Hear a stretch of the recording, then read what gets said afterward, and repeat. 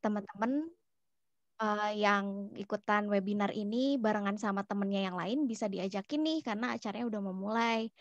Nah, tapi sebelum itu akan ada video yang mau saya tampilkan. Sebentar ya.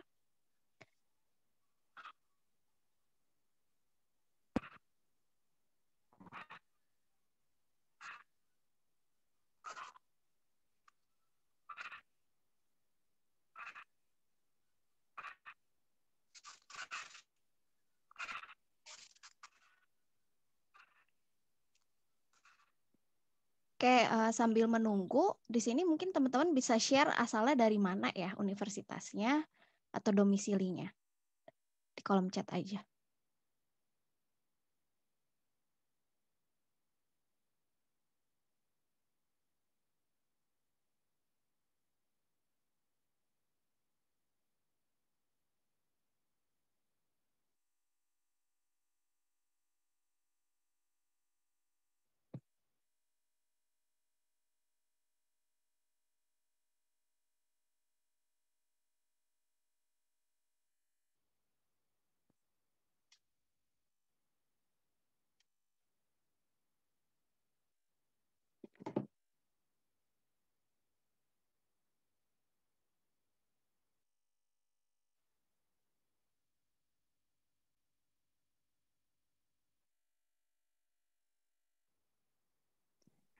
Mbak Dena suaranya nggak ada ya? Oh ya, halo? Suaranya belum keluar ya kayaknya? Belum, Iya, Kak. Oh, belum. sorry. Ya. Oke. Sebentar ya.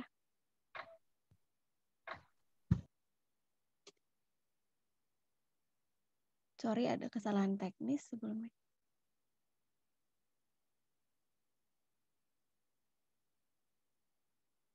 Oke, mudah-mudahan udah bisa ya.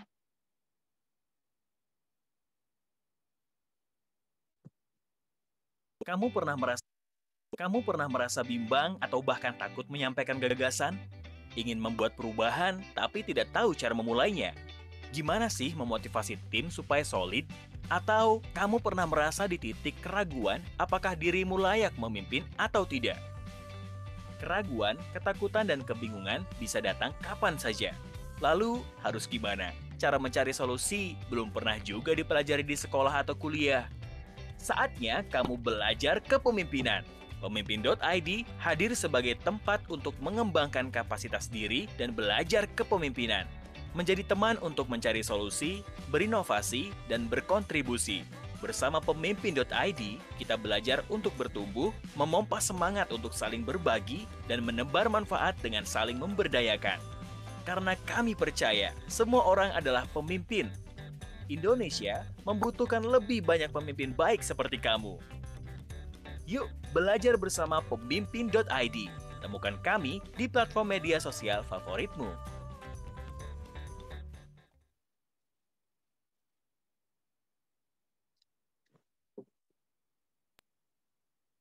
Oke.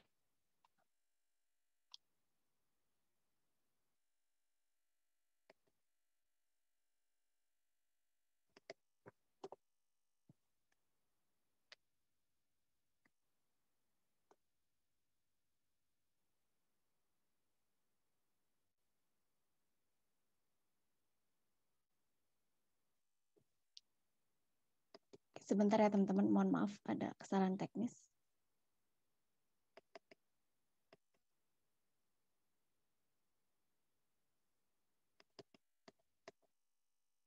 Oke, ada satu video lagi nih yang mau ditampilin oleh panitia.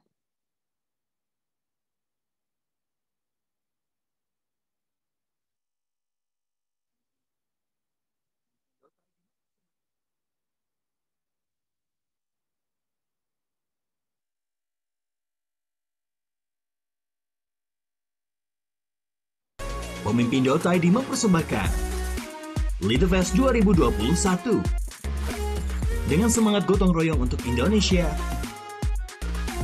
menghadirkan lebih dari 50 pembicara untuk bergotong royong melalui digital, agar menjadi inovatif.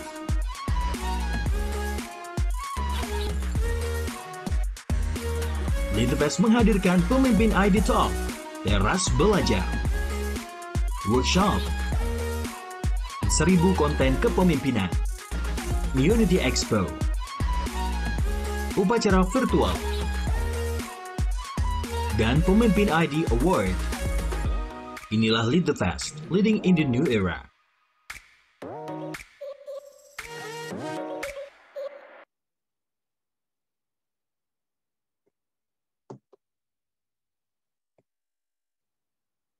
Oke. Nah, sebelum itu saya mau menjelaskan nih tentang pemimpin ID itu apa. Nah, jadi pemimpin ID itu tuh salah satu sosial startup yang berada di Indonesia dan punya tujuan untuk membentuk ekosistem bagi pemimpin yang inklusif dan efektif dalam memberdayakan Indonesia. Salah satu caranya dengan membuat Lead the Fest ini.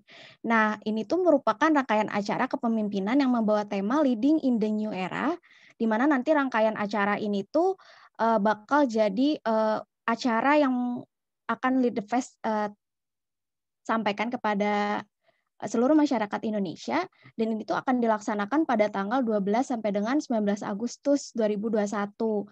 Nah, dan untuk pre-event-nya itu akan dilaksanakan dari 26 Juni sampai dengan 10 Agustus 2021. Nah, buat teman-teman peserta di sini yang penasaran nih sama rangkaian acara Lead the Fest yang lainnya, karena ilmunya juga bakal bermanfaat banget, nah itu bisa langsung lihat link di Instagram, yaitu akunnya pemimpin.indonesia, kemudian ada Lead the Fest, dan juga bisa ke website resminya leadthefest.id, gitu teman-teman. Nah, terus di sini panitia juga bakalan nyampein nih, ada rangkaian acara yang mungkin teman-teman bisa join lagi untuk dapat ilmunya.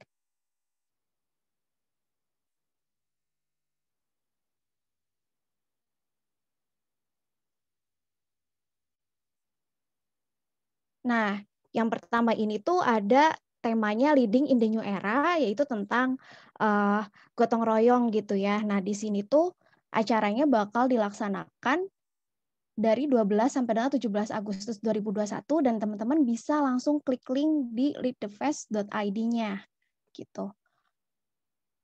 Nah, buat teman-teman juga nih yang pengen ikutan acara training yang akan disampaikan oleh CEO Pemimpin.id, yaitu Darmaji Suradika. Nah, teman-teman bisa langsung daftar aja ke leadthefest.id/daftar training pra LTF2 gitu ya. Nah, atau kalau teman-teman bakalan lupa nih, ini coba di screenshot aja posternya atau langsung mampir ke akunnya Lead the Fest atau Pemimpin.id. Nah, di sini juga buat teman-teman yang pengen menambah relasi dan suka banget membuat microblog, ini teman-teman bebas join ya untuk kontribusi secara langsung di volunteer 1000 konten microblog. Nah, ini akan juga ada beberapa benefit yang teman-teman dapatkan. Langsung aja daftar ke bit.ly/daftar relawan LTF 2021. Nah, untuk registrasinya ini akan ditutup tanggal 25 Juli ya, teman-teman. Jadi jangan sampai lupa. Dan kemudian juga di sini buat teman-teman yang udah punya komunitas dan bergabung gitu ya sebagai anggota yang aktif, nah teman-teman bisa mengajukan komunitasnya untuk berkontribusi dan berkolaborasi dengan Lead the Fest gitu ya, kalau seandainya komunitas atau organisasi teman-teman bakal tertarik nih untuk membuka jejaring dan juga berkontribusi buat di acara Lead the Fest-nya.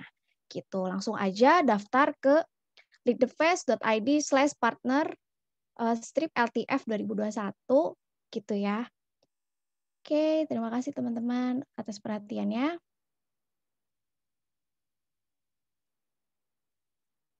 Oke, nah di sini juga saya mau menyampaikan beberapa rules ya teman-teman. Jadi untuk peserta ini wajib di-mute dulu ya selama materinya disampaikan. Nah juga biar materinya ini bisa disampaikan dengan baik oleh pembicara. Nah, sesi tanya jawab juga akan dilaksanakan setelah pembicaranya selesai memberikan materi ya, teman-teman. Teman-teman boleh nanya langsung di kolom chat ataupun nge-unmute ya dengan bertanya secara langsung kepada pembicara. Kemudian juga apabila peserta mengganggu nih jalannya acara atau melanggar peraturan, maka panitia berhak mengeluarkan peserta dari forum webinarnya. Nah, kemudian nanti setelah sesi materi selesai, teman-teman dimohon kesediaannya untuk menyalakan videonya nih karena bakal ada foto bersama gitu. Nah, kepada pembicara Mas Irwan Akhir dipersilakan untuk menyampaikan materinya. Oke, terima kasih Mbak Dena. Assalamualaikum warahmatullahi wabarakatuh. Salam sejahtera buat kita semua. Apa kabar nih? Semoga pada sehat. Jadi sebelum kita mulai, nggak ada salah kita berdoa dulu kali ya Mbak Dena ya. Semoga acara kita lancar dan berkah ya. Oh ya, Jadi amin. sebelum saya bicara, izinkan saya untuk memimpin doa. Berdoa sesuai dengan agama dan kepercayaan masing-masing. Berdoa dimulai.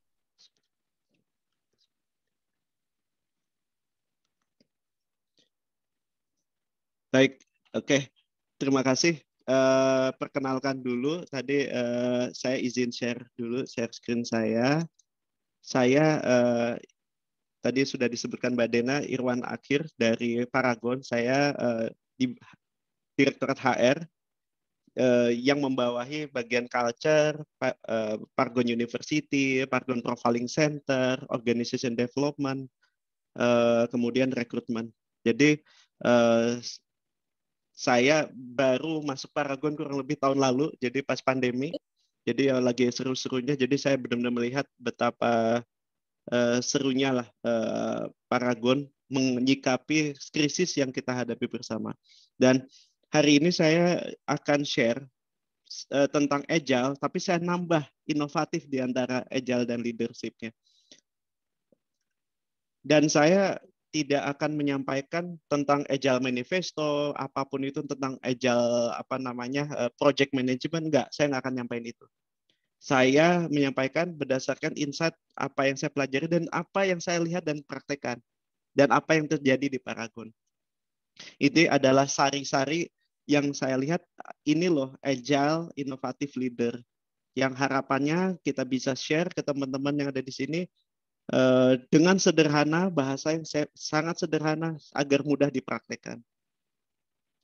Nah, mungkin teman-teman di sini kalau saya zaman ospek dulu, bahasanya ospek ya, beberapa puluh tahun yang lalu, nggak nyampe 20 tahun lebih ya, saya masa kerja saya udah 19 tahun. Ketika ospek selalu diteriakan begini, what is a leader? A leader is the one who knows the way, shows the way, and goes the way. Saya merasa statement ini adalah penggambaran yang paling sederhana tapi paling bermakna yang menggambarkan kualitas seorang leader. Banyak framework leadership, tapi saya merasa ini yang paling jelas. Simple, seorang leader itu tahu kita mau kemana, dia punya visi. Yang kedua, dia menunjukkan visinya kepada timnya, kepada pengikutnya. Dan dia ngejalanin. Seorang leader adalah bukan seorang yang tinggal nyuruh-nyuruh doang. Bukan mandor. Tapi dia juga ikut kerja, ikut jalan menuju tujuannya. Jadi ketika saya ingin menyampaikan what is a leader, kita pakai framework ini. Tahu jalannya, menunjukkan jalannya, dan jalan menuju tujuan tersebut. Sebagai leader juga kalau bicara knows the way, dia punya visi, shows the way, dia punya strategi dan deploy, dan goes the way, dia eksekusi strategi itu. Jadi itulah yang disebut dengan leadership. Nah, cuman masalah teman-teman sejak sekian lama, VUCA itu membuat kita sulit mau lewat jalan yang mana ya. Pengalaman saya 19 tahun bekerja sudah mengalami berbagai macam VUCA. Diawali ketika saya bekerja tahun 2002 yang lalu, ketika itu tiba-tiba harga solar naik, bensin naik gitu ya. Wah, berubah strategi. Terus kemudian, perusahaan mau diakuisisi, mau merger. Terus kemudian berubah kepemilikan. Waktu itu saya di salah satu perusahaan besar di Indonesia. Kemudian ngerasain juga krisis tahun 2008. Ketika itu di bulan, saya ingat banget tanggal September 2008, company bilang, oh kita masih optimis tapi cautious dengan situasi subprime mortgage. Teman-teman saya nggak tahu, ketika saya ngomong subprime mortgage mungkin teman-teman masih SD kali ya. Terus tiba-tiba Lehman Brothers ambruk, semua jadi krisis. Berubah situasi, berubah strategi. 2012 harga minyak dunia nggak karu-karuan. 2015, 2016 ada aturan ini itu dan seterusnya. Apalagi yang kita ngarepin yang terjadi di tahun 2020 kemarin itu adalah satu hal disruption yang semua orang yang masih hidup di tahun itu belum pernah alami, karena sebelumnya Spanish pandemic tahun 1920 itu kemungkinan sudah pada meninggal yang udah mengalami itu gitu. Nah, jadi semua serba gelap. Terus terang kita juga sama, gelap banget. Ini gimana ya? Bisa kelihatan, kayaknya bagus. Tiba-tiba, loh kok jadi jelek deh? Kenapa ya?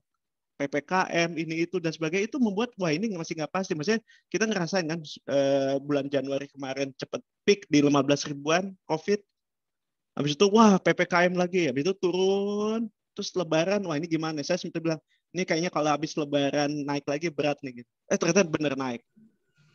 Semua jadi gelap. Jadi membuat kita harus antisipasi apa yang harus dilakukan. Nah, makanya untuk menghadapi VUCA sudah jelas harus inovatif dan agile. Saya mau menambahkan kata inovatif ini karena agile saja tidak cukup. Kebayang nggak kenapa saya mau masukin kata inovatif dan agile? Karena kalau ibaratnya orang main bola, agile itu kan lincah ya. Kebayang nggak sih kalau teman-teman ada orang, main bolanya lincah, tapi nggak ngegolin. Ngapain? Kan kita kalau pengen main bola, bukan sekedar latihan lari sana lari sini, lincah, bisa gocek, tapi harus ngegolin. Makanya harus inovatif. Karena di dalam sini kita bahas inovatif yang bukan sekedar bicara invention. Kita membahas inovasi itu juga ada commercialization. Teman-teman ingat nggak banyak cerita atau saya mulai ngambil satu film Transformers, saya lupa judulnya ya.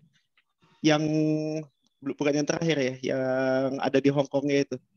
Si jagoannya itu kan dia si Cody itu kan inventor ya, tapi dia nggak bisa jual penelitiannya. Ya, so what gitu kalau nggak bisa dijual. Karena kalau misalnya nggak dijual artinya inventionnya itu nggak memberikan value buat target kita. Selain itu ya kita nggak bisa makan kalau nggak jualan. Sebenarnya simple. Itu ketika kita bicara commercialization ada unsur idealisme di mana itu adalah menunjukkan apa yang kita buat memberikan value added buat orang lain. Di sisi lain ya kita semua butuh makan. Nggak mungkin kita melakukan sesuatu tanpa ada revenue. Makanya kata kunci ini innovation sama dengan invention dan commercialization. Kalau di Paragon gimana gitu ya? Saya nggak apa-apa ya cerita tentang Paragon sendiri. Kita bicara invention, commercialization bukan murni hanya untuk menghasilkan uang saja. Kalau di Paragon kita lebih dari itu. Apa yang kita hasilkan, revenue-nya itu harus bermanfaat buat orang sekitar. Kita ada CSR, ada social innovation, dan yang paling mikro sederhana. Kalau ketika kita bilang bahwa kita harus tetap kuat company ini, CEO kami berpesan kepada seluruh Paragonian, bicaranya gini, kita harus kuat, kita harus bisa terus memutar roda ekonominya Paragon. Kenapa? Karena kalau kita bisa memutar roda ekonominya Paragon, kita masih tetap bisa bekerja sehingga anak kita masih bisa sekolah. Sehingga guru-guru anak sekolah kita masih bisa berpenghasilan. Atau tukang sayur di sekitar rumah kita masih bisa dapat penghasilan. Kebayang kalau kita berhenti beroperasi, kita nggak berpenghasilan, nggak ada uang, terus bagaimana roda ekonomi berputar? Makanya kalau kita lihat innovation sama dengan innovation kali commercialization, itu adalah statement yang perlu kita tanamkan bersama. Nah, pertama kita bicara tentang inovasi dulu ya. Apa sih inovatif? Sederhana dulu. Inovatif itu agar kita bisa kok dia bisa dijual, bisa dilakukan komersialisasi. Nomor satu, know your customer. Siapa sih yang menggaji kita? Itu selalu ditanya sama CEO kita. Siapa sih yang menggaji kita? Bukan Paragon, yang menggaji kita adalah customer kita.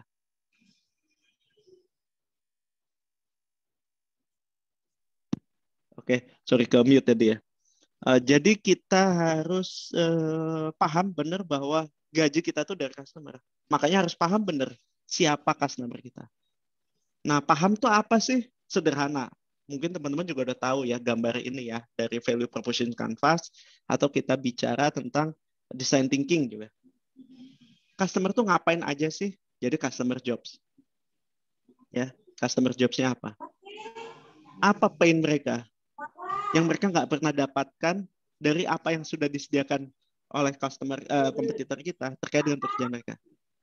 Dan mereka mengharap apa sih? Gain apa yang mereka harapkan?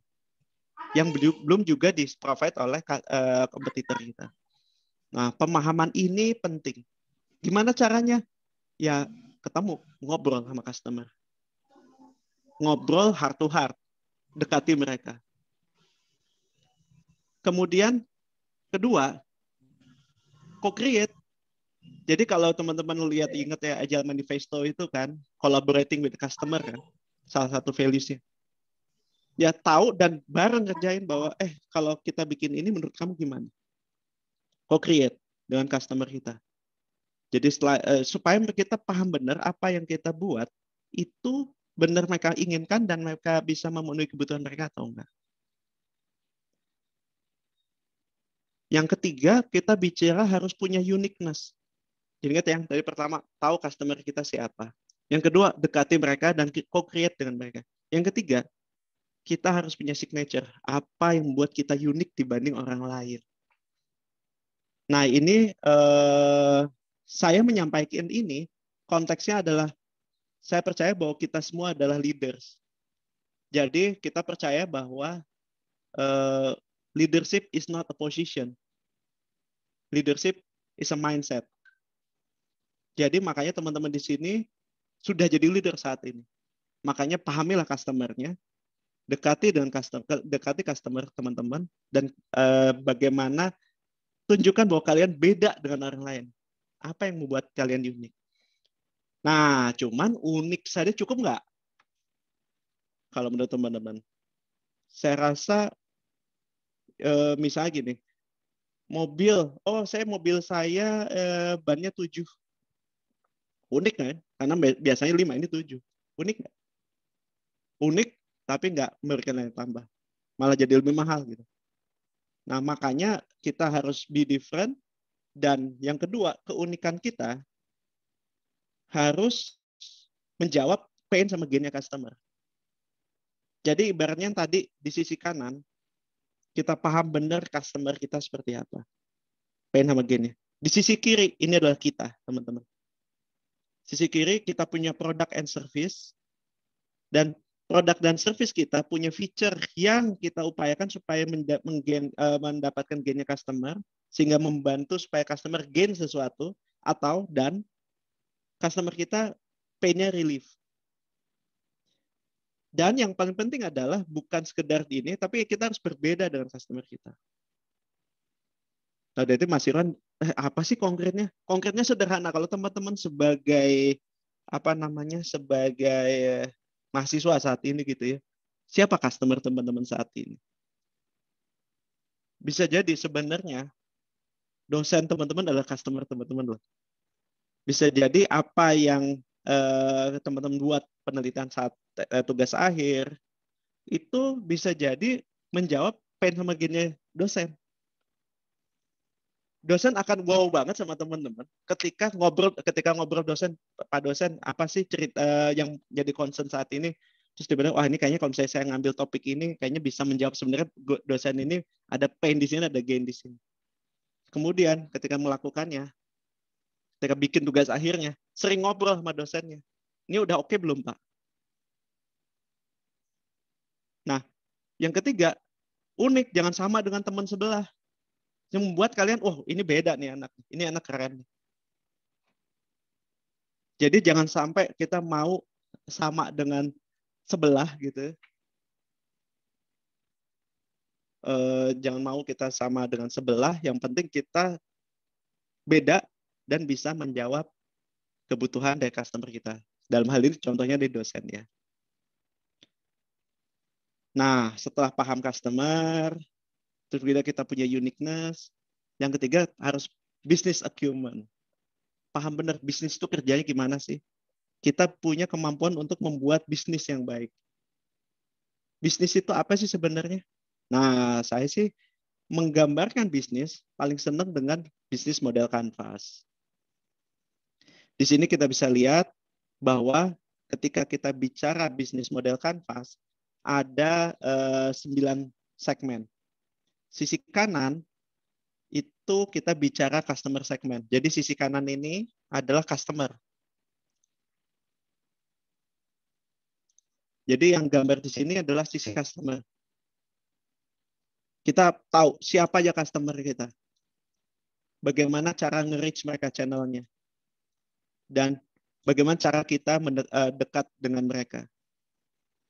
Nah, kita kan tadi cerita bahwa harus tahu pain sama gain-nya ya. Nah, di sini teman-teman, kita paham benar customer kita apa.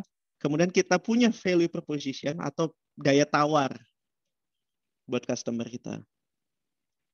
Nah, untuk menghasilkan value proposition ini kan kita harus melakukan, kita harus kerja ya teman-teman. Nah, kerja kita adalah key activities kita supaya bisa deliver value proposition ini. Dan kita harus punya modal.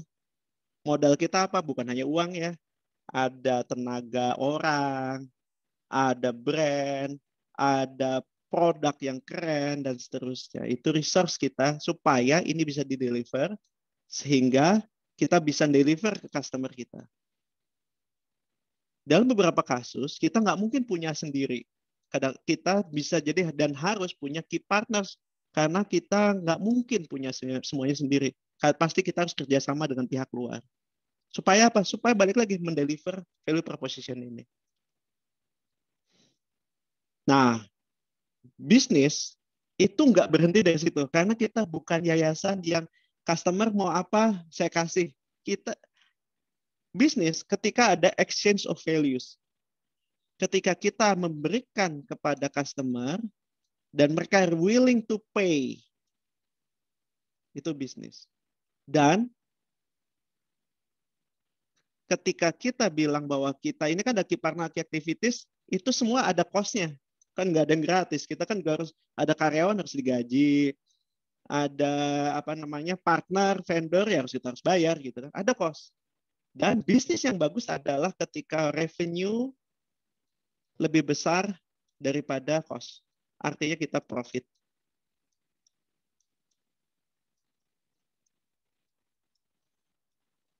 Nah, ketika kita bilang komersialisasi, customer itu kan mau membayar ketika value-nya, uang yang dia keluarkan, value-nya lebih besar dari uang yang dia keluarkan kan. Misalnya gini deh, kalau misalnya teman-teman membeli roti harga 10.000, value roti tersebut sebenarnya harganya di atas 10.000 buat teman-teman, bener nggak? Karena nggak mungkin teman-teman ngelihat harga 10.000 tapi value-nya cuma 6.000. Pasti nggak dibeli sama teman kan, bener nggak? Yang dibeli hanya kalau misalnya, wah ini harganya oke nih. Kalau kemahalan, siapa yang mau beli? Kecuali nggak ada pilihan. Gitu. Yang ada ngedumel. Kalaupun ada gitu, ya paling ya udah terpaksa. Sebenarnya value-nya sebenarnya ya udahlah kita beli lagi. Nah, makanya saya bilang bahwa yang disebut inovatif itu adalah customer mau membeli dan kita profit.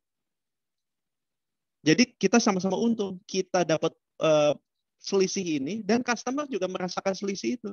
Karena ketika harganya 10.000, ya, mereka membersih itu let's say 15.000. Padahal kita membuat barang 10.000 itu hanya let's say 7.000. Kan keren tuh namanya. Jadi value added kita adalah 8.000 teman-teman. Inovasi itu namanya. Nah, makanya saya teman-teman di sini penting banget memahami how the business works.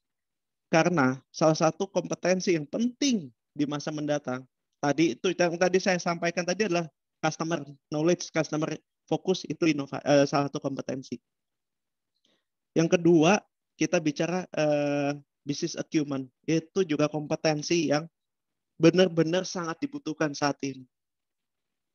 Kenapanya nanti saya ceritakan ketika kita ngomong agility gitu. Karena semua orang ya memang harus paham bisnis gitu. Kita di Paragon benar-benar menetapkan bagaimana caranya semua orang paham bisnis. Mereka tahu apa yang mereka lakukan itu impact-nya ke bisnis seperti apa. Oke. Selanjutnya dari inovasi kita ngomong agility, kelincahan. Nah, agility itu dimulai dari kepekaan kita. Sensible, bukan sensitif ya. Bukan orang yang baperan, bukan. Tapi orang yang sensibel.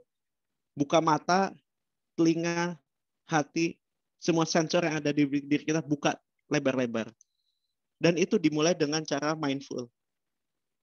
Mindful itu artinya benar-benar sadar penuh apa yang terjadi saat ini, sekarang. Contoh saat ini misalnya.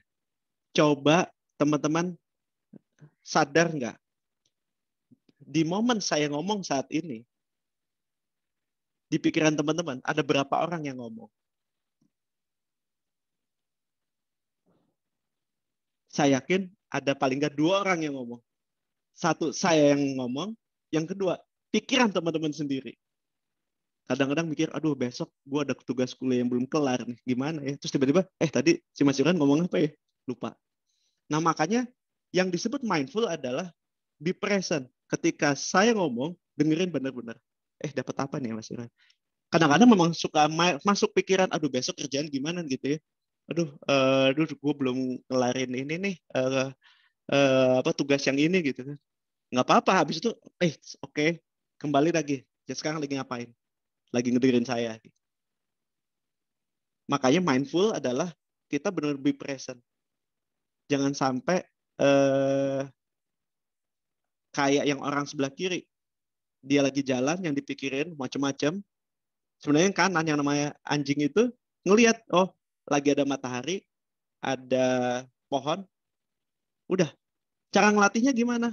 Cara ngelatihnya kalau saya share cara ngelatih dan ini benar-benar efektif buat mindfulness ya. Jalan dan benar-benar murni ngedengerin suara alam, rasakan anginnya dan seterusnya.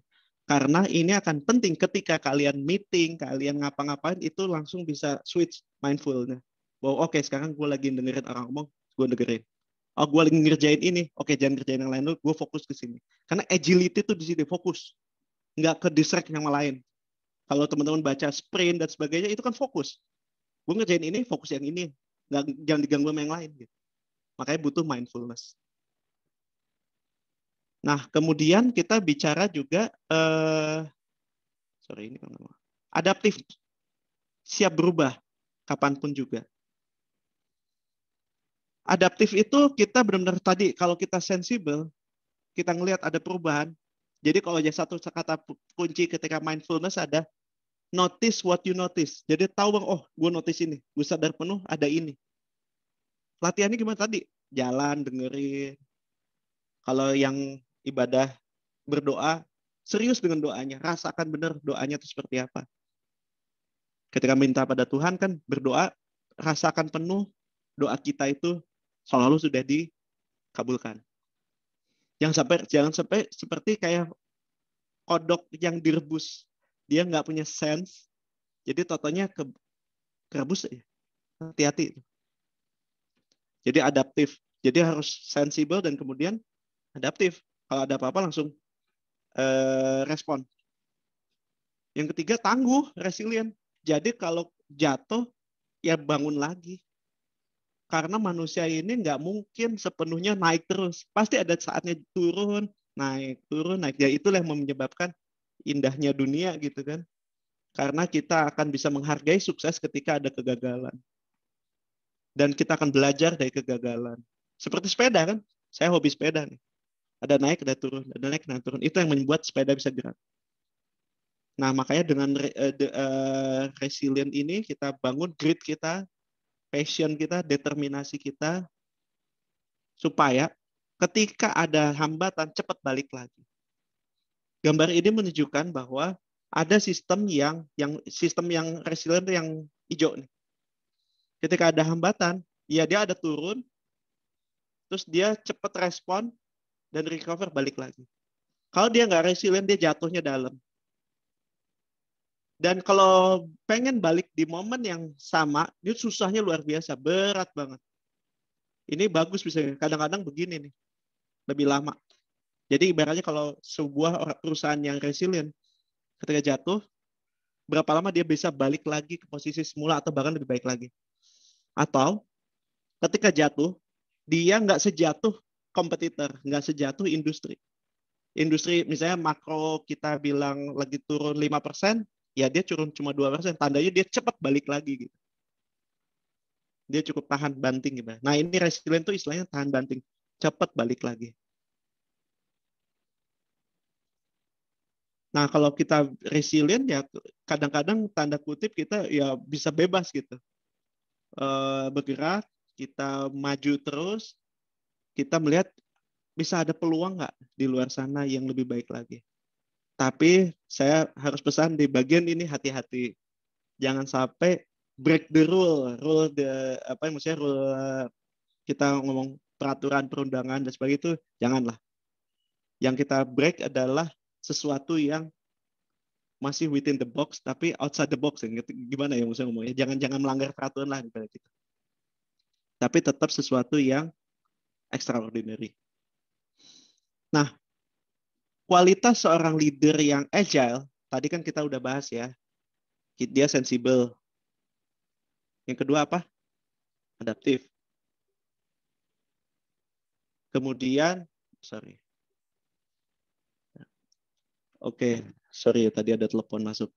Jadi adaptif, yang kedua, ketiga resilient, tahan banting, dan itu semua bisa dicapai jika kita mau belajar terus. Jadi teman-teman sekarang saya harus cerita bahwa apa yang dipelajari saat kuliah itu banyaknya nggak kepake ilmunya. Yang kepake adalah how we learn. Bagaimana kita berusaha untuk memahami sesuatu secepat mungkin.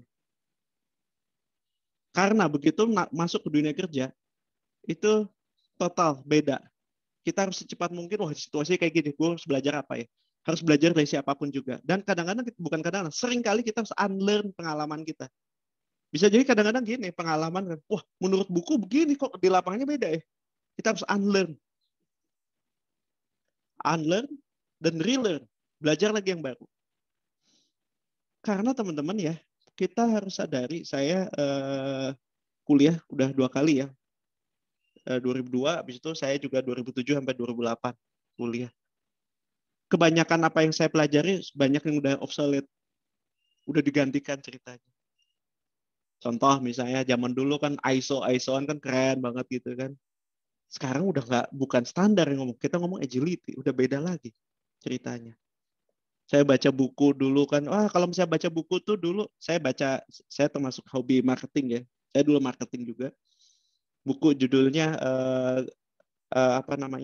Guerrilla Marketing. Di situ cerita bahwa IBM itu kayaknya udah terlalu hebat banget, nggak akan terkalahkan ya. Itu buku klasik tahun 80 atau 90-an gitu. Yang mana di tahun 2008 itu IBM sudah PC-nya sudah dibeli oleh Lenovo. Udah basi ceritanya teman-teman. Makanya kita harus tetap cepat learn, unlearn, dan relearn. Karena kita sadari bahwa profesi kita itu cepat obsolete. Ini saya contohkan ini. Yang berprofesi sebagai driver harus siap-siap digantikan oleh self-driving. Istilahnya ya itu mobil yang bisa jalan sendiri. Yang di depan mata saya pengalaman dulu saya sempat di industri infrastruktur. Udah di depan mata banget. Penjaga tol digantikan oleh e-toll card. Nah, teman-teman bayangkan kalau teman-teman di sini ada yang jadi developer, saya juga dulu programmer zaman kuliah gitu, sempat jadi developer, programmer. Programmer aja bisa digantikan loh teman-teman. Jadi ada software untuk bikin coding ya, kebayang nggak itu? Makanya teman-teman harus cepat belajar supaya kita tetap adaptif dengan situasi. Lihat di luar, wah gila nih ilmu kayak gini udah obsolete, gue harus belajar yang lain deh. Jangan sampai kayak boiled frog tadi, kita nggak sadar, udah panas, habis itu kita langsung kebayang nggak, misalnya kayak teman-teman yang di jalan tol tadi saya cerita, mereka tidak sadar, totonya, kompetensi saya yang kebayangan zaman dulu kalau misalnya jalan tol itu kan ngambil uang, hitung kembalian cepet banget ya. Itu udah nggak kompetensi udah nggak pakai. Jadi mereka harus belajar gimana caranya ngebenerin alat tol. Kebayang nggak kalau misalnya dia nggak adaptif untuk nggak bisa, itu mah stres berat kali. Udah banyak deh teman-teman kejadian orang yang gila kerjaan gue udah diganti sama yang lain deh. Makanya kemampuan teman-teman belajar itu jadi krusial. Dan bukan hanya itu saja, intellectual humility itu penting. Apa sih intellectual humility? Kerendahan hati bahwa kita sadar bahwa kita masih belum tahu apa-apa. Kita masih harus belajar terus. Nah, makanya kita di Paragon memang semua harus belajar dari siapapun. Nggak lihat level. Pokoknya kalau misalnya, si ini jago, levelnya apa, yuk gue pengen belajar dari kamu. Gitu. Jadi kerendahan hati, sebagai salah contoh di Paragon kan salah satu values-nya adalah kerendahan hati ya teman-teman. Itu supaya membuat kita belajar, merasa bahwa kita harus belajar terus kok. Nah, kemudian agility juga dibangun dengan bersama-sama, cross-stream collaboration. Kita memang harus belajar terus-menerus, tapi kita harus sadar bahwa kita nggak bisa jago semuanya. Ada yang si A jago apa, si B jago apa. Makanya terkait dengan agility, kita harus kerjasama sama orang lain. Kalau tadi kita inovasi itu co-create with the customer, tapi jangan lupa ketika kita mengerjakan, kita harus bekerja sama dengan orang lain. Makanya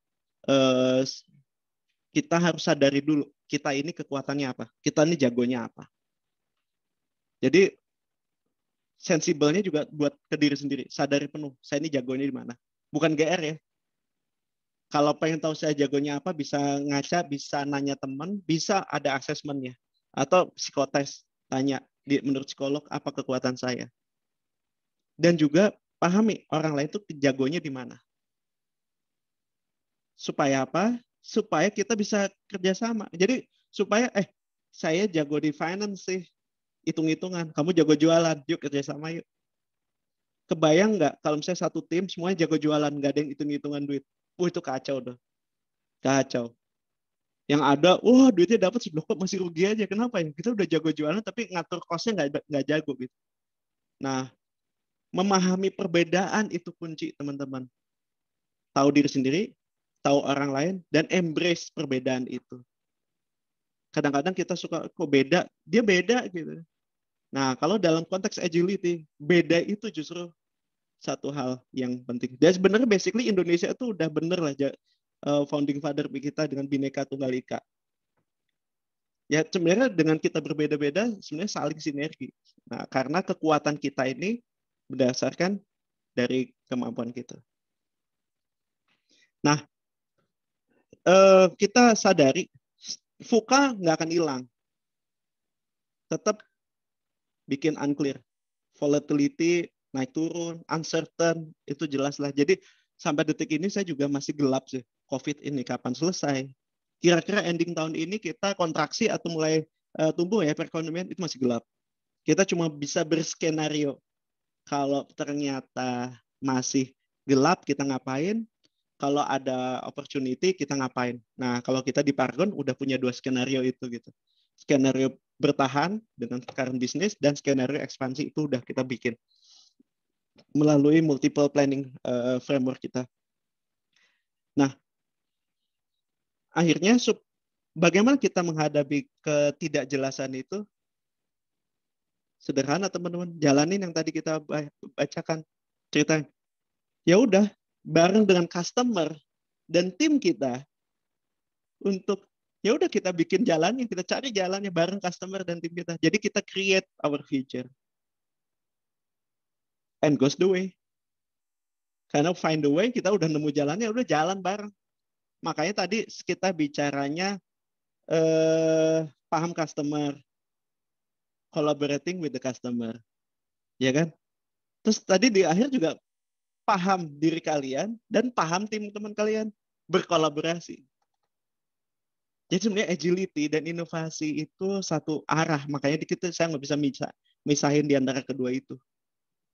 Karena masa depan sulit ditebak, gelap, ya udah kita harus menciptakannya bersama customer kita dan tim kita.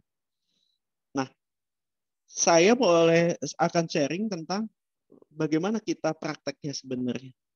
Karena kalau yang tadi ceritanya kan teoritis ya, bisa dibilang begitu, tapi saya menuliskan itu berdasarkan apa yang saya lihat dan pernah dipraktekkan di perusahaan, baik di Paragon maupun di perusahaan saya sebelumnya. Jadi saya izin juga untuk men-share sedikit tentang praktek yang terjadi di Paragon.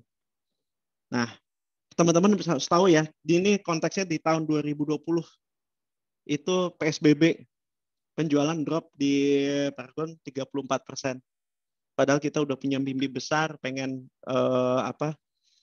memberikan kebermaknaan buat Indonesia, dengan demikian kita harus dapat revenue sekian dan seterusnya. Tapi situasinya berat, 34% drop. Nah, satu hal yang kita yang menarik di Paragon adalah kalau di beberapa perusahaan, atau mungkin kebanyakan perusahaan yang saya tahu, ketika krisis, budget apa sih yang biasanya dipotong duluan? Macam-macam. Marketing biasanya.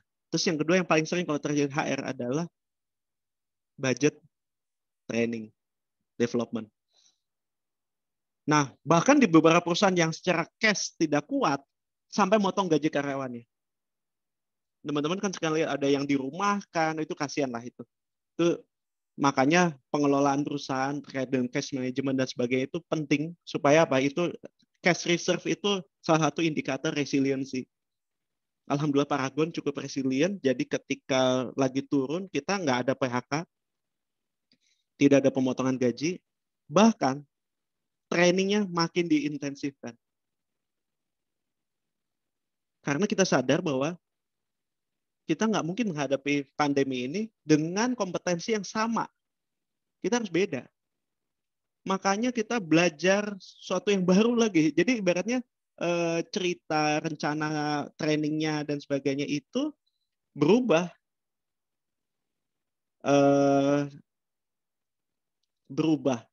Ini nanti ada beberapa pertanyaan tentang resilience, nanti kita bahas belakangan ya. Nanti ya, ada Fadila Manoval.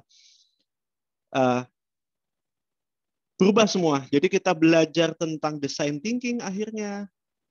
Kita yang dulunya kita tradisional model project management, akhirnya kita bikin agile project management. Dan yang tadi saya cerita, business acumen, ya itu kita belajar gimana caranya punya business acumen seluruh Paragonian. Communication, modul, kemudian kita bagaimana cross learning dengan orang IT, terus abis itu business acceleration, bagaimana marketing innovation gitu. Ini kan momen-momen saat pandemi ini. Karena kita sadar kita nggak bisa menghadapi situasi ini dengan kompetensi yang berbeda.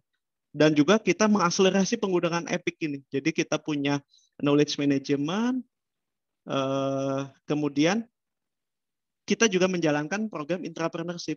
Jadi bagaimana kita membangun jiwa entrepreneurship. Jadi bukan karyawan, tapi karyawan yang punya jiwa entrepreneurship, yaitu namanya entrepreneurship. Dengan model ini kita bahkan engage sampai ada salah satu CEO terkemuka yang kita engage supaya mengajarkan entrepreneurship program ini. Dan juga kita ngejalanin Innovation Mayday, jadi minta masukan dari seluruh karyawan.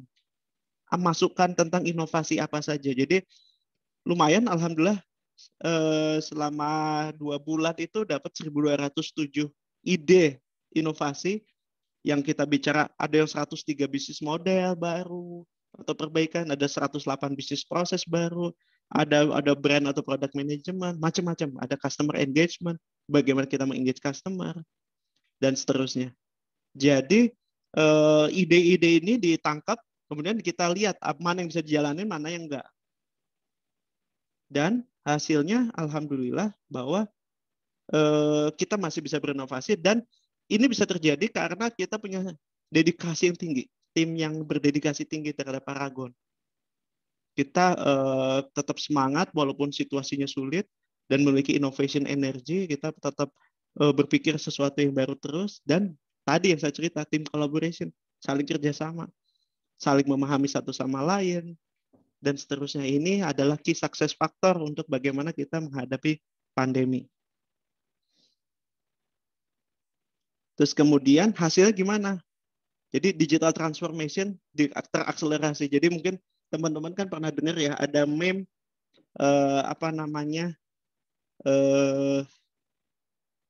apa yang mengakselerasi digital transformasi di perusahaan kamu gitu. Ada yang bisnis, ada apa, dan ada yang silang, yaitu COVID-19.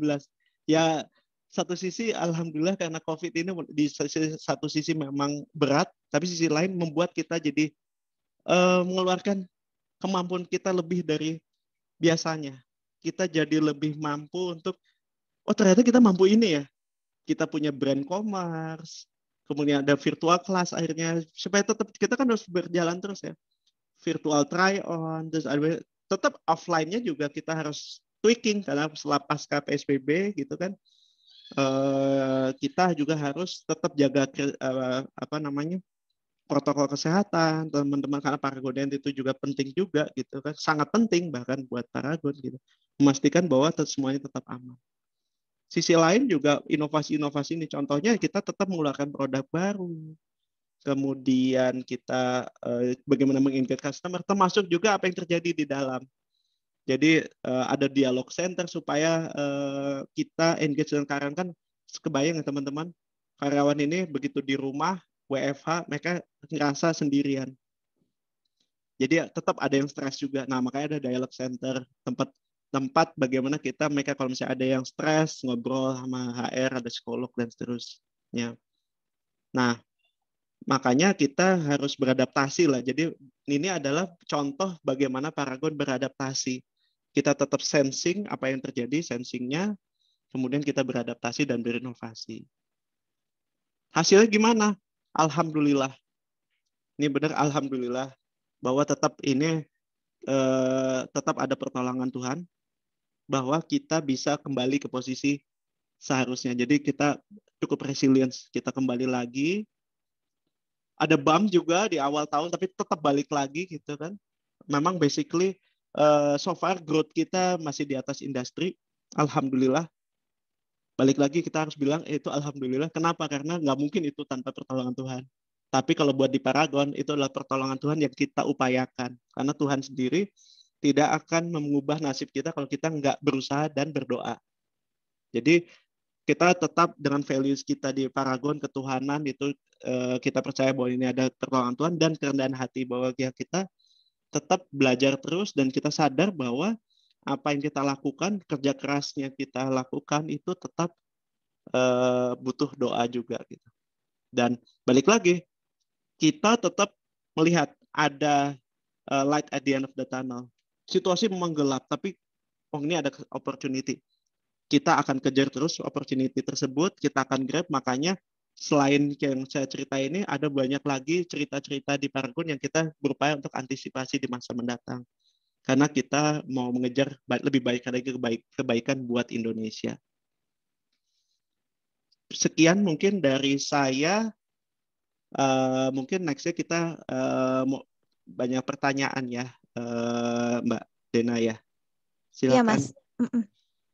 Nah, ini materinya menarik banget nih. Silakan, tadi ada yang bertanya nih, Mas. Yes. Dari ini Fadila ya. Ada lagi nggak di atas ya? Oh, Fadila pertama. Oke. Fadila dari mana Fadila ini? Oke. Bagaimana cara melatih untuk resilient? Nah, resilient itu sendiri kan secara berdefinisikan adalah ketahanan mental ya. Ketahanan mental ketika menghadapi ujian. Cara melatih resiliensi itu adalah dengan ujian. Ngadepin kesulitan. Nanti kita akan tahu kita resilient atau enggak. Ketika ada ujian, berantem sama orang, kita cepat balik atau enggak. Nanti kita akan belajar terus bahwa saya ngadepin masalah kayak gini, seberapa cepat secara mental saya bisa balik lagi biasa aja. Karena mau nggak mau ketika ada ujian apapun itu pasti kita ngedrop, itu pasti. Nah, teman-teman mindful juga. Ketika teman-teman ngedrop, berapa lama teman-teman ngedrop dan berapa lama kemudian jadi biasa lagi. Tapi biasa lagi bukannya ditutup-tutupin ya. Bukan, gue nggak stres, santai lah, tenang, gue aman kok. Jangan kayak gitu. Itu namanya bohong. Itu nggak resilient. Resilient artinya kalau misalnya gini, ketika kita ngedrop, selain ada perasaan gak enak, biasanya pikiran nggak clear, kepikiran terus gitu kan. Nah, berapa lama kita bisa menghilangkan itu? Jadi momen pertama adalah membangun resilience adalah ketika ada masalah dengan ujian yang berat, pahami terus apa yang terjadi dengan kita. Pahami, gue lagi stres nih, gue pusing nih. Dan secepat mungkin kembali ke posisi semula bahwa oke, gue udah aman sekarang. Bisa senyum lagi, bisa jernih lagi pikiran kita. Nah, itu untuk individu. Nah, karena semakin sering itu dilatih, semakin jadi ibaratnya tambang. Itu untuk individu. Kalau organisasi gimana? Satu, ya isinya adalah orang-orang yang punya kemampuan itu.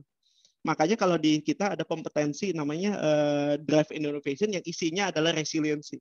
Kita akan melihat bagaimana dia menghadapi ujian. Ada alat tesnya sebenarnya kalau di psikotes. Kelihatan ini anak tahan stres atau enggak kayak gitu. Nah, yang kedua kalau di perusahaan selain orang-orang yang resilient, secara resource juga harus punya reserve. Tadi reserve-nya apa? Reserve-nya finansial. Jadi punya tabungan. Nah, jadi tadi saya mengajarkan resiliensi secara mental, tapi kalau kita ngomong secara organisasi, kita ngomong punya tabungan lah. Supaya ketika situasi sulit, kita punya cash yang kuat untuk bisa menghidupi perusahaan. Sehingga kita nggak jatuh lah. Gitu mungkin. Itu Mbak Fadila ada yang mau dielaborasi? Mau open mic misalnya? Ada yang kurang kah? Silahkan Mbak Fadila.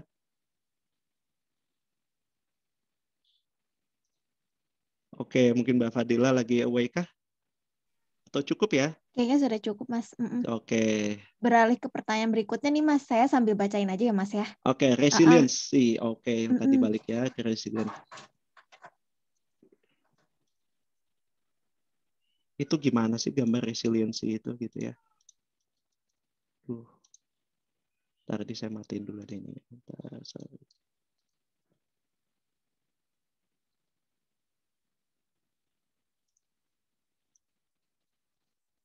Oke, nah ini gambar resiliency ya. Jadi sebenarnya gini teman-teman. Ini adalah gambar contoh sistem yang resilient dan tidak resilient. Ini gimana cara iris? Kita iris dulu semuanya. Yang hijau adalah yang dibilang resilience, yang merah adalah yang kurang resilience. Walaupun kenapa kurang resilient? Karena dia jatuhnya dalam banget. Jadi ada yang namanya resilience threshold.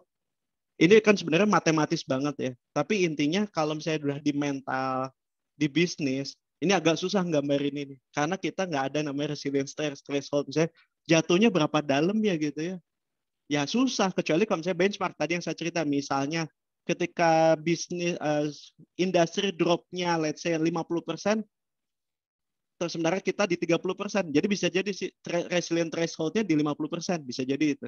Karena bisa jadi karena kita ngomong industri kan rata-rata, ada yang di bawah 50, ada di atas 50%, mungkin 70%, ada yang di atas mungkin kayak tadi Paragon 34% gitu. Nah, tapi kalau jadi berarti kalau dalam bisnis resilient threshold itu rada ini nggak bisa digambarkan secara eksak. Yang penting prinsipnya dulu teman-teman. Gimana caranya tadi yang disebut resilience adalah ketika kita ngedrop secepat mungkin balik lagi. Itu namanya resiliensi. Tahan banting. Ketika kita jatuh, seberapa cepat kita balik lagi. Contoh resiliensi yang paling simpel apa? Ketika kita lagi lari, jatuh gedebuk, ya. Kalau yang resilient, sakit sebentar, bangun, lari lagi. Itu namanya resilient. Kalau yang nggak resilient, jatuh, nangis. Aduh, sakit nih. Dan seterusnya. Kecuali mau parah banget ya, berarti kan tubuhnya harus kuat ya. Supaya karena ada juga yang sempat, teman-teman pernah ngelihat nggak, ada satu pelari yang udah sakit banget jatuh, tapi dia tetap lari. Itu tuh resilience namanya. Kan pernah lihat ya ada para pelari yang jatuh, lari gitu, itu dia resilient. Jadi bagaimana kita secepat mungkin kembali ke posisi semula itu namanya resilience. Ya, jadi saya nggak akan bahas brittleness, fragility itu terlalu rumit lah. Jadi ibaratnya prinsipnya aja teman-teman, apa namanya? Prinsipnya yang penting bagaimana kita memiliki adaptive capacity supaya cepat balik lagi. Kalau misalnya kenapa ini disebut adaptive insufficiency, ketika dia udah threshold, dia jauh di bawah, artinya dia kurang adaptif, dia jatuh banget gitu. Gitu teman-teman. Ada pertanyaan lagi mungkin Mbak Naufal? Prinsipnya dulu ya. Mungkin bisa ini Mas ke yang mau on mic nih. Dari tadi udah ada yang resen dari Bagas dulu nih. Mau nanya apa kira-kira? Oh, boleh silakan. Halo Bagas. Kayaknya lagi away ya. Mungkin ke Octavia ada yang mau ditanyakan yang sedang resen? Silakan Octavia. Gak bisa on mic katanya. Oke, boleh Bagas diketik saja pertanyaannya di kolom chat kalau begitu. Oke. Tapi ini boleh nggak nih? Ada banyak juga Naufal. Iya Mas, boleh. Ternyata yang Ada. Ryzen gak bisa on mic. Nah ini Naufal nanya frameworknya VUCA nih Mas, kayak gimana karakteristiknya? Nah sebenarnya saya masih belum paham maksud pertanyaannya. Boleh di on mic nggak Mas Naufal ini ya? Maksudnya pertanyaan gimana? Apakah VUCA itu dikategorikan berdasarkan karakteristik tertentu? Maksudnya gimana? Boleh dielaborasi Mas Naufal?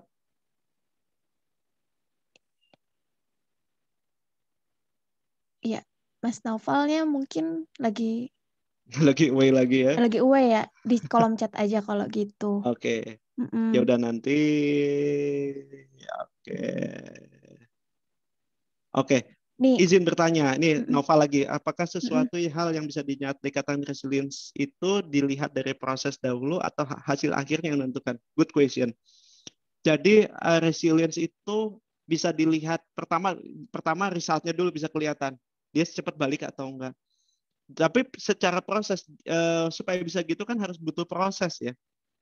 Bagaimana membangun kompetensi dan kemampuan supaya dia bisa resist and respond dan recover secepat mungkin. Jadi bagaimana dia bisa ini resist, respond, and recover itu butuh diupayakan, Mas Noval. Jadi bagaimana mengupayakannya? Tadi contoh yang saya cerita ya, latihan. Tapi kalau misalnya perusahaan gimana ngelatih ya? Nah, ngelatihnya bukan dilatih yang gimana-gimana, bukan tunggu krisis dilatih enggak. Jadi si karyawannya kita latih kompetensi resiliensinya dengan dikasih apa namanya berbagai bukan tekanan, kita ngomong apa ya, ujian yang memang di ini apa namanya kan kalau kita bekerja itu tanda kutip krisis itu kan bisa diciptakan dengan cara bikin project time frame-nya pendek. Nah, terus itu wah ketika justru kelihatan ini kuat nggak nih anak. Nah, itu bisa diuji di situ.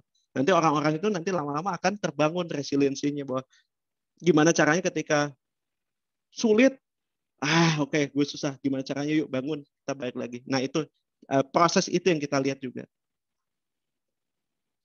Nah, cukup ya Mas Noval, kalau misalnya ada pertanyaan boleh di chat lagi ya. Nah, bisa bertanya, bagaimana cara menjaga kesehatan mental saat pandemi ini dengan mindfulness? Good question. Mindfulness itu kan pengertiannya benar kita sadar penuh dengan apa yang terjadi saat right here right now. Nah, ini tips teman-teman. Mindfulness itu bukan di pikiran, karena pikiran itu hanya terjadi di masa lalu dan masa depan. Yang kita ada saat ini adalah perasaan kita, teman-teman. Coba deh rasain. Kalau misalnya kita lagi merasakan sesuatu, ini sekarang lagi panas di kamar saya lagi belum nyalain AC gitu ya. Itu kan saat ini. Terus habis itu pikiran saya mikirin, ya coba gue nyalain AC, kenapa sih gue nggak nyalain AC? Nah itu pikiran udah menghijack perasaan. Nah, jadi kata kuncinya adalah mindfulness adalah di perasaan. Untuk memahami bahwa kita mindful atau enggak, kita sadari yang lagi terjadi di kita adalah pikiran atau perasaan. Dan yang benar adalah ketika kita mindful adalah perasaan kita ini kerasa anginnya, kerasa keselnya, kerasa excitednya. Terus habis itu ketika saya ngomong, ada perasaan yang teman-teman rasakan, bener ya? Wah, ini ceritanya seru nih. Oh, ini boring nih. Itu perasaan. Tapi kadang-kadang suka di pikiran kita muncul, oh kalau gitu menurut Mas Irwan gini, itu gimana harusnya ya? Itu udah pikiran. Nah, caranya pertama mindful itu ya kita sadari apa yang disebut mindful. Jadi perasaan terlibat di sana. Pikiran boleh muncul tapi jangan terlalu banyak dipikirin. Nah, yang kedua, rasakan mindful saat pandemi. Apa yang teman-teman rasakan saat ini? Ketika teman-teman rasakan saat ini mungkin lagi sedih, embrace kesedihan itu. Jangan ditolak. Karena terus terang ya, orang sedih berkepanjangan karena dia menolak perasaan sedih itu. Ini saya kasih tips yang disebut mindfulness. Ketika sedih, marah, dia akan cepat hilang ketika kita sadar, oh ya gue lagi marah banget sekarang. Tiba-tiba dalam hal dia hilang aja. Karena perasaan yang kurang nyaman itu hanya muncul, hanya bisa hilang ketika kita mengembrace itu. Otak kita bilang, dia ngasih sinyal, gue lagi marah nih. Ketika, oh ya gue lagi marah nih. Udah tuh, habis itu hilang, balik lagi. Gitu. Itu caranya. Nah, yang ketiga, kita harus menyadari penuh apa makna dari kejadian pandemi ini. Nah, ini kita mindfulness-nya dengan cara benar-benar ini bisa jadi ada pikiran lagi. Coba renungkan lagi apa hikmah dari pandemi ini. Dan mulai fokuslah dengan hal yang positif. Karena saya pernah membaca satu tulisan seseorang yang bilang bahwa pandemi ini baik loh. Wah, langsung edan ya. Kalau untuk orang yang kehilangan keluarganya karena pandemi ini, pasti bilang ini orang gila. Ngapain bilang pandemi ini jelek?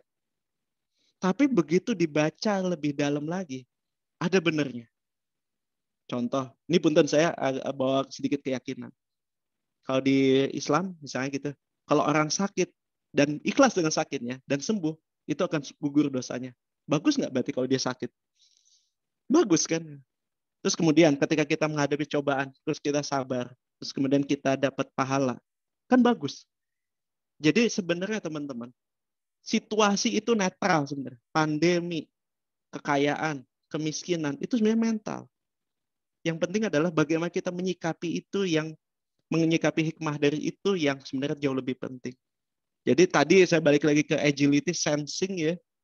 Sensing dapat, oh ini hikmahnya, dan hikmah apa yang terjadi itu netral.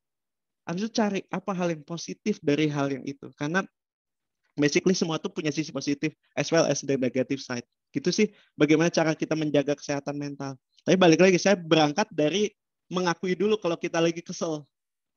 Kalau kesel, sedih, dan sebagainya, itu harus diakui. Baru next-nya adalah kita coba cari hal yang positif dari yang terjadi saat ini. Apapun itu. Saya contoh aja, beberapa kali saya juga ngerasain. Saya baru minggu ini lagi ngerjain, udah setengah hari saya udah jadi kerjaan, kelar. Pas habis makan saya mau lanjutin, hilang tuh kerjaan. Karena teman-teman ngerasain seperti itu, kesel, marah kan. Yang saya lakukan apa? Ya gue marah.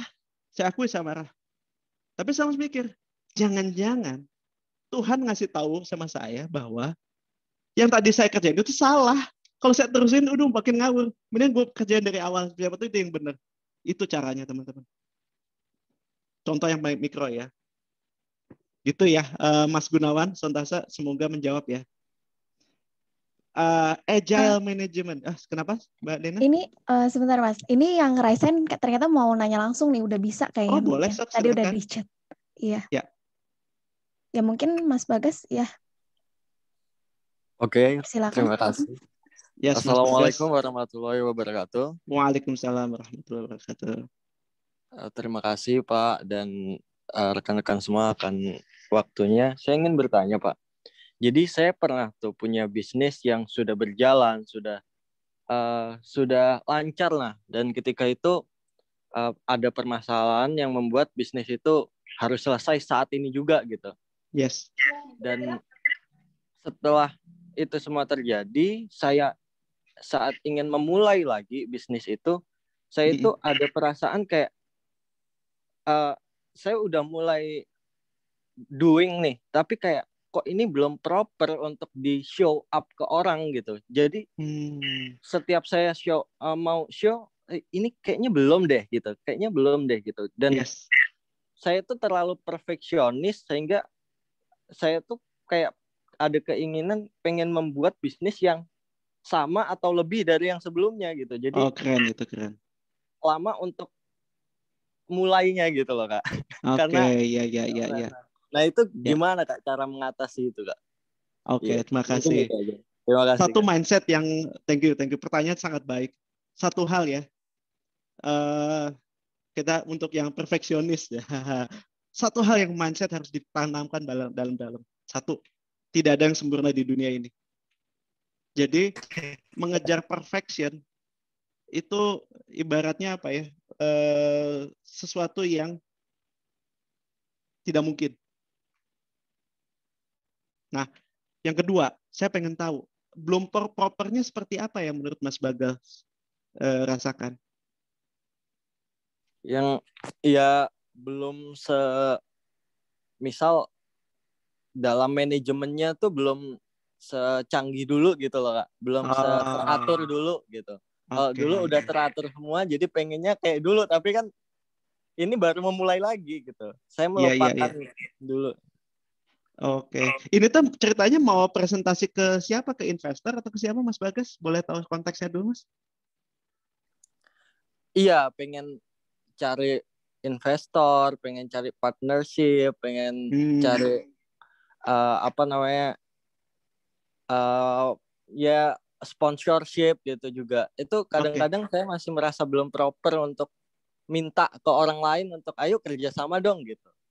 I see. Nah, saya pengen tahu lagi nih, Mas. Saya boleh ya banyak nanya dulu baru jawab ya, Mas ya, biar dalam biar benar nih jawabannya ya. Iya, Kak. Seberapa dekat Mas Bagas dengan calon investor atau partnernya? Sedekat apa? Maksudnya friend banget, sahabat atau gimana? Sudah dekat, sudah sering interaksi, cuma karena sudah lama nggak bekerja sama lagi, saya tuh ada berpikiran orang ini masih percaya dengan saya nggak ya gitu. Gitu. Oke. Tapi terakhir kapan kontak sama orang-orang ini? Kalau kontaknya mungkin 2 minggu lalu intens, cuma masih bagus tuh, baru dong. Iya. Jadi saya selalu menjaga intensitas kontak dengan orang lain, cuma itu kerjasamanya kan udah agak lama nih, mungkin setahun gitu. Iya betul. Iya. Saya penasaran, menurut Mas Bagas, apa sih yang disebut proper oleh mereka? Bisa memunculkan feedback untuk mereka. Oh gitu. Ya. Jadi bisnisnya harus bisa memberikan feedback buat mereka gitu ya? Iya. Dan bisnis sekarang belum bisa memberikan feedback buat mereka? Bisa, hanya saja belum bisa. Iya. Benar. Nah, sebenarnya saya pengen tahu seberapa yakin Mas Bagas tentang pengertian proper itu yang di benak calon partner Mas Bagas?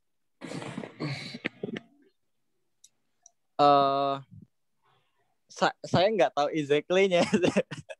Yes. Itu Yes. Sebenarnya Mas Bagas, ini yang saya sarankan Mas Bagas lakukan. Bertanya. Basically, this is what I have done. We have done in Paragon dengan cara coaching. This is how we co-create with the customer. Kan saya nggak memprovide jawaban, saya co-create the answers with you kan, Mas Bagas? Iya. Yes, exactly. Yes.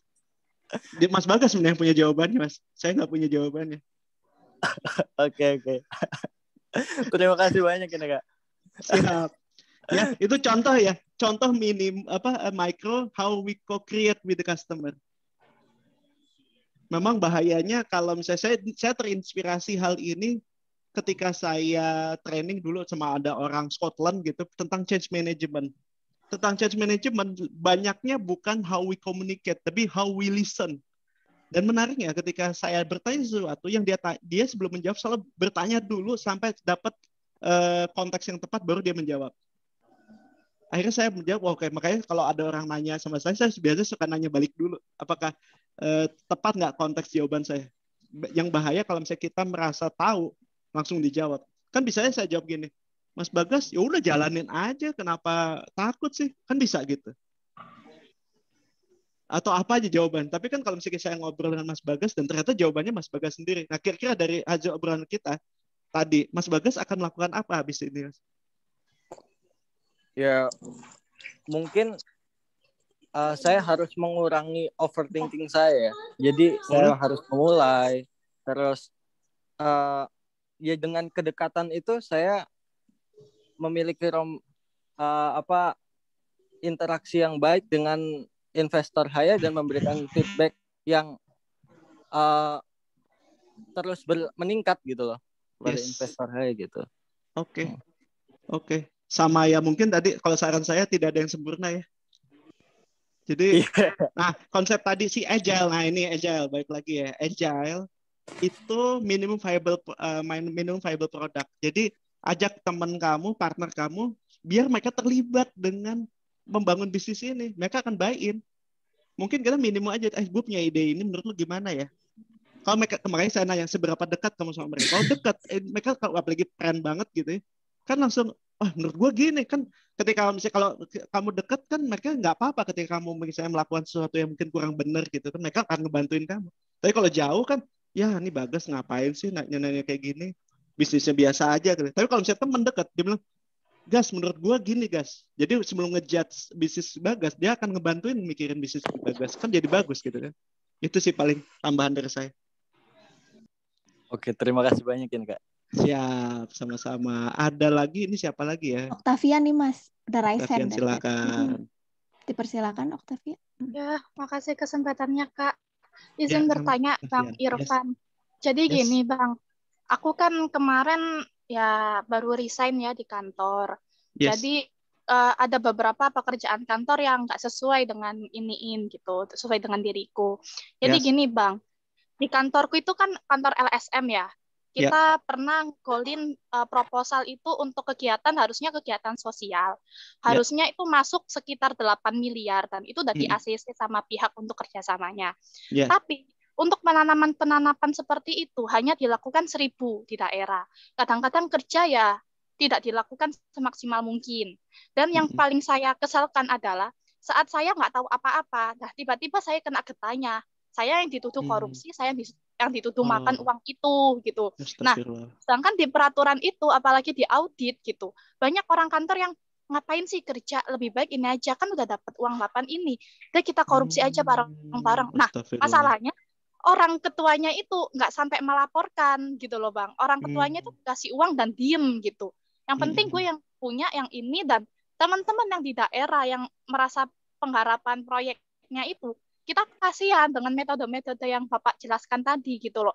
Jadi pas begitu ada audit, mereka cuma mikirin gimana sih gue bikin laporan yang salah, nggak ketahuan, nggak dicurigain, terus bikin voice note atau apapun itu yang ada gitu. Dan sebenarnya itu orangnya nggak ada gitu loh Bang. Jadi kalau misalnya kita mau butuh data gitu, tanda tangan aja gitu. Suruh orang datang, tanda tangan, kasih uang 20.000 gitu, udah selesai. Pokoknya bikinin aja, bikin nama yang pura-pura. Nah, saya kan nggak bisa seperti itu, karena integritas saya menjaga setiap konsumen. Nah, yang saya bingungkan, waktu saya mau melaporkan ke polisi, saya tuh ragu gitu Bang.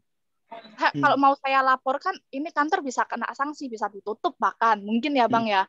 Tapi kalau misalnya mereka tutup, otomatis perusahaan mereka bangkrut. Nah, untuk mengganti 8 miliar ini, mereka dapatnya dari mana? Kadang-kadang saya tuh masih kayak, ya gimana gitu. Tapi teman saya tuh bilang, udah laporkan aja. Jadi saya mau tanya ke Abang, dengan sistem yang dilakukan perusahaan tadi, apakah bisa kalau saya sebagai mantannya melaporkan mereka gitu Bang? Karena ada hak-hak pihak-pihak direktur tentu yang sakit tapi nggak dikasih pengobatan dan tidak digaji gitu Bang. Terima kasih. Waduh, ini pertanyaan sejujurnya berat. Kalau boleh tahu konteks agility-nya yang boleh Mbak Okta tanya ini gimana Mbak Okta? Ini konteksnya yang ini Bang. Agility-nya yang data-datanya itu tadi, kan data-datanya itu sebenarnya udah masuk otomatis dari kantor ya, kantor pusat yang kita kerjasama gitu Bang, internasional. Tapi kalau di setiap hari itu ada laporan gitu, tapi sebenarnya kita nggak ngerjain gitu Bang. Oh, Kayak gitu bohong loh ya, Bang. bohong Intinya ya. tuh mereka kayak nipu-nipu cantik gitu Bang. Iya, Cantik iya, iya, iya. ganteng-ganteng. Waduh, sebenarnya saya kalau Dan ngasih satu lagi nasihat, Bang, apa? ya, Satu kenapa, lagi kenapa? Bang, bayaran kita itu di bawah UMR loh Bang. Iya, iya, Jadi iya, hanya iya. manajer yang bisa berpenghasilan tinggi. Makasih. Iya, iya. Gini, saya sebenarnya gini, saya boleh bantu gini aja Mbak Octavia. Okta ya, Mbak Okta ya. Kira-kira ya, dengan melaporkan, apa untungnya atau apa impact-nya buat Mbak? Kalau melaporkan buat saya impact-nya mungkin mereka tidak akan mengulangi lagi, Pak. Karena ini sudah yang keempat kalinya mereka menipu semua orang. Nggak Gitu. akan mengulangi ya? Iya, dan biar ada yang benar-benar kena gitu, Pak. Kan ada Iya, salah satu aktor utamanya yang harus masuk ke penjara. Menurut saya iya, gitu.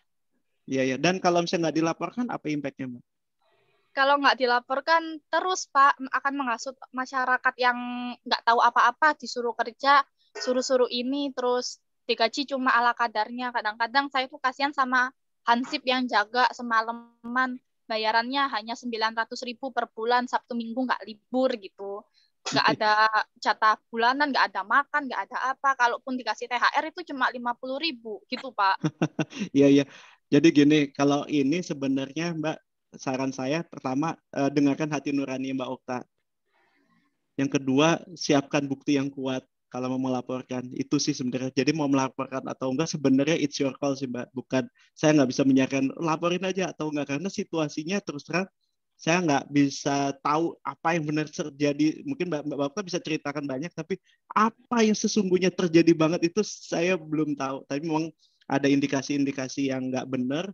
Ya, listen to your heart aja Mbak. Sambil berdoa bahwa ini yang terbaik sih. Itu sekali Mbak ya yang saya bisa sampaikan. Dan leadership, boleh saya kembalikan ke konteks ya. Ini kembalikan konteks dari pembahasan kita. Terkait dengan leadership itu keberanian kita untuk mengambil resiko itu tadi saya nggak sebutkan, itu adalah salah satu contoh leadership juga. Karena ada berani ngambil sesuatu, melakukan sesuatu yang kita yakini benar dan itu ada resikonya dan kita tetap lakukan itu udah salah satu contoh leadership juga.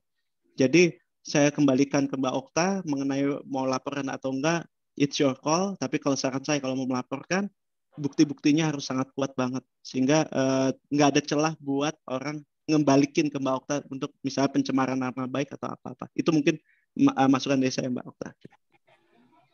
Itu ya. Thank you Iya, makasih pertanyaannya. Bang. Sama-sama. Ada lagi mau Satu raise hand? pertanyaan lagi nih Mas. Yes, Dari Devitra nih udah raise hand dari tadi. silakan. Dipersilakan untuk menyampaikan secara langsung Devitra. Kayaknya away ya Devitra Oke. ya. Baik, Oh. Assalamualaikum warahmatullahi wabarakatuh. Waalaikumsalam warahmatullahi wabarakatuh. Yes, Halo? Mbak Devitra, silakan. Yes. Sebelumnya, terima kasih. Saya ingin bertanya nih Bang, cara yang terbaik itu untuk meningkatkan pemasaran kita itu kan melalui situs web ataupun sosial media gitu kan. Jadi menurut Abang nih, apa sih bidang utama untuk menggunakan kata kunci untuk dapat mengoptimalkan peringkat halaman web tersebut? Oke, ini ngomong ini ya, apa namanya? Search engine optimization ya? Gitu ya Mbak Devitra ya? SEO ya? Iya Bang. Oke, satu mungkin saya harus sampaikan dulu ya. Media marketing yang terbaik itu tidak ada. Jadi bukan sosial media yang terbaik, tapi tergantung produk kita apa dan bisnis model kita seperti apa. Jadi nggak bisa saya bilang itu yang terbaik. Itu satu dulu ya Mbak Devitra. Kalau boleh tahu Mbak Devitra produknya apa atau servisnya apa? Fashion Bang. Fashion ya. Oke. Nah yang Soalnya kedua kan di masa pandemi gitu Bang. Oke. Yang kedua fashion, misalnya SEO ya. Saya harus akui saya nggak punya kemampuan menjawab untuk search engine optimizer. saya juga bukan ahli di situ Mbak.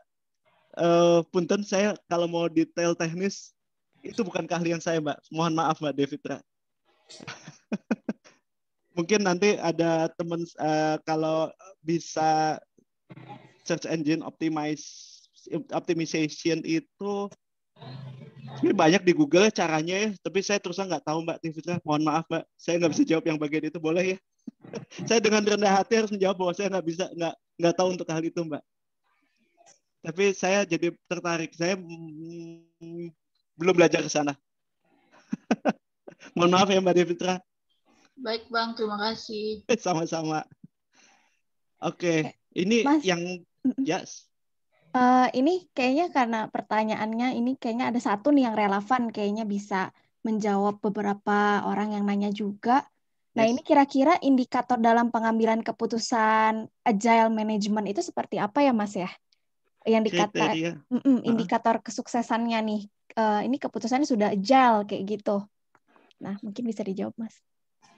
Oke, pertanyaan yang gampang-gampang sulit. Karena kalau agile, nah gini, kalau misalnya keputusan bagus atau jelek itu kan sebenarnya dilihat dari dua hal, cara mengambil keputusannya dan impact dari keputusan tersebut.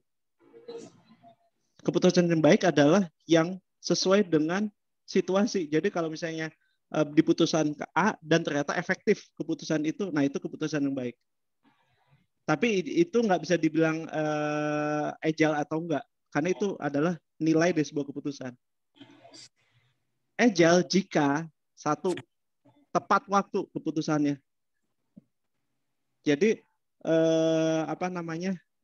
dia tepat, jadi nggak nunggu kelamaan, nggak nunggu data lengkap dulu baru jawab, karena bisa jadi ketika keputusannya terlambat, walaupun tanda kutip tepat, tetap aja salah gitu. Nah, itu salah satu indikatornya adalah tepat waktu, tepat waktu juga selain tepat konteksnya. Terus yang ketiga secara agile itu kan agile itu kan lincah cepat gitu ya. Jadi secara waktu, yang kedua adalah cara dia mendapatkan bagaimana dia bisa mendapatkan keputusan tersebut. Apakah dia ngelihat dari situasi customer dari lapangan atau enggak. Nah, saya pernah dapat insight yang bagus dari salah satu direktur dulu di perusahaan saya sebelumnya. Saya dulu di Astra Group. Salah satu direktur Astra bilang gini, seorang pemimpin itu bukan hanya orang yang bisa ngelihat pakai mata kepala, tapi dia juga bisa melihat dengan mata kaki. Maksudnya apa gitu? Maksudnya adalah ya datangin tempatnya, ngelihat, oh situasinya kayak gini, oh kalau gitu harus diputuskan seperti apa. Jadi dia bisa paham faktanya seperti apa, bukan hanya data. Nah itu sih bisa dibilang yang disebut dengan agile sih. Gitu. Oke, Mas. Terima kasih atas jawabannya. Nah, mungkin kita lanjut aja ke sesi pengumuman nih, Mas. Tadi saya udah merangkum pertanyaan paling menarik nih untuk diberikan hadiah. Nah, ternyata ada 2 orang nih. Yang pertama Noval Atta, dan yang kedua ada Gunawan Santosa. Nah, nanti setelah beres acara itu bisa langsung menghubungi ke kontak person yang tertera di poster yang sudah dipublikasikan. Yes. Nah, langsung aja nih untuk ke sesi foto bersama nih. Untuk peserta dipersilahkan menyalakan dulu videonya karena ini untuk menjadi dokumentasi juga ya dan kenang-kenangan dari acara webinar ini. Oke. Sebenarnya ada satu pertanyaan bagus nih Mbak Surya Dewi juga, tapi nantilah habis fotonya ya. Oh ya boleh Mas. Tentang ekspansi, mau jawab sekarang tuh nanti aja Mbak. Boleh nih Mas sambil nunggu pada on cam. Oke, boleh. Jadi kan indikator yang diperhatikan dalam pengambilan keputusan. Sebenarnya ada konteksnya dia bagaimana cara untuk membentuk strategi bertahan dan strategi ekspansi. Nah, strategi bertahan itu kan sebenarnya kita harus melihat bisnis kita saat ini yang diserang oleh situasi ekonomi atau kompetitor. Strategi bertahan itu bisa macam-macam ya. Apa yang harus kita lakukan supaya kita nggak jatuh, itu strategi bertahan. Nah, sebenarnya strategi ekspansi juga kita berpikir gimana cara menyerang, bikin suatu bisnis yang baru atau produk yang baru atau yang sesuatu yang berbeda yang baru lagi. Nah, di Paragon kebetulan kita punya resource dua-duanya. Jadi ada kalau sebuah corporate saya dulu di Astra Group ada bisnis yang bertahan dan ada bisnis yang ekspansi. Sama di Paragon juga kita yang core kita itu kita bertahan, tapi ada yang kita mau ekspansi. Dan supaya bisa melakukan itu kita harus punya resource. Oke, ada yang ngebuka itu. Iya. Ya. Nah, jadi kita harus punya resource itu supaya bisa melakukan dua-duanya berbarengan, harus punya resource-nya. Harus punya modalnya. Itu sih indikator yang diperhatikan dalam pengambilan keputusan itu. Gitu sih, Mbak Surya. Bagus pertanyaannya. Oke. Udah terjawab ya, mudah-mudahan. Yes. Nah, ya, sekarang sesi foto dulu nih, Mas. Mas juga udah boleh stop share screen ya. Oke. Oke. Ini kayaknya masih banyak nih yang belum on cam. Mungkin saya panggilin kali ya satu-satu nih. Nazwania, ada Mentari, Luciana, Valen, Devia nih. Mana nih yang bisa on cam?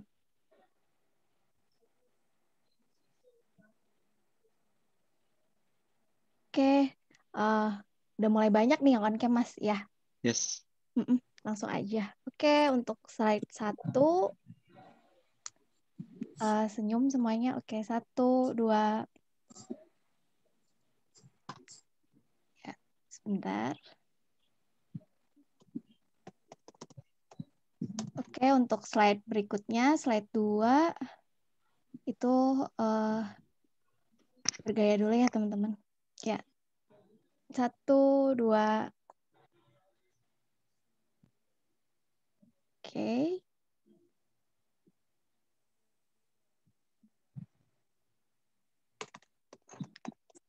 Ya, slide berikutnya. Ini ada yang on cam. Oke. Slide 3, 1, 2.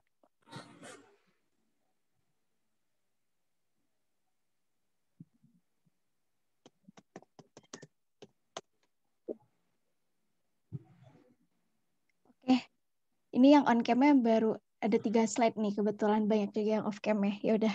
Terima kasih teman-teman semua yang udah on kamera untuk difoto. Nah, ini teman-teman jangan lupa isi dulu formulir feedback-nya karena ini buat sertifikat ya, jangan sampai salah tulis nama juga. Silakan, sudah ada di kolom chat linknya. Bisa langsung teman-teman isi ya.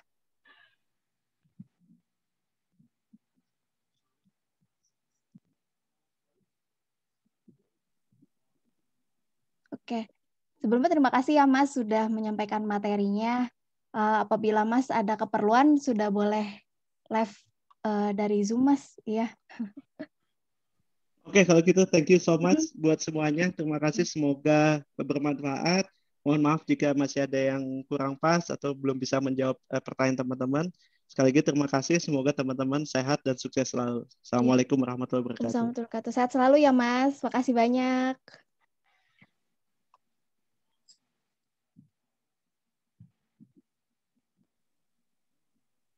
Oh ya, ini untuk link absensinya harus diisi siang ini ya, karena nanti akan ditutup. Jadi pastikan teman-teman sudah mengisi. Dari sekarang kita tungguin.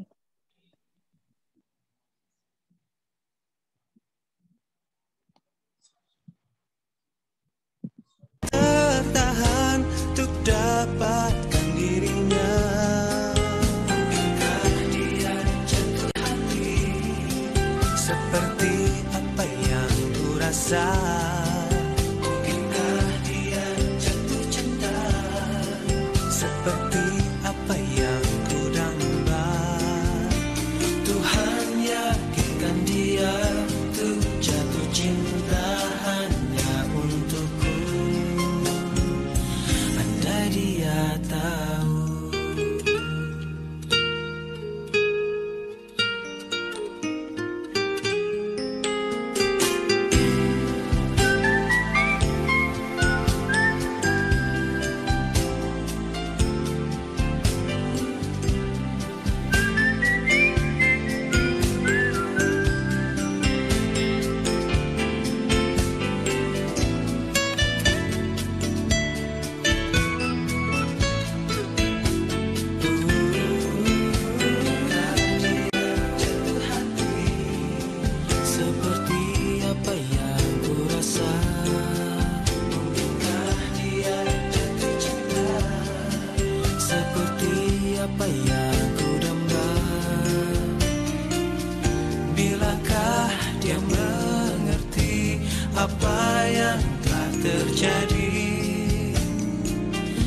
hasratku tak tertahan untuk dapatkan dirinya. Mungkinkah dia jatuh hati seperti apa yang ku rasa? Mungkinkah dia jatuh cinta seperti apa yang ku damba? Tuhan yakinkan dia untuk jatuh cinta hanya untukku. Andai dia tahu.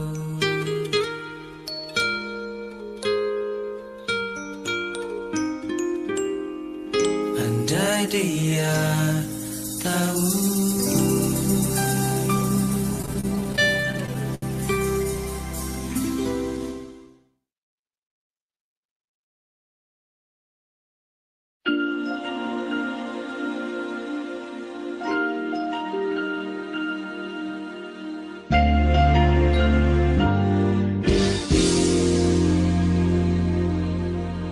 Saat aku di sisimu, hatimu terasa jauh. Semua rasanya hampa, walau katamu banyak rindu. Perasaanku tak bisa dustai, tak seperti dulu.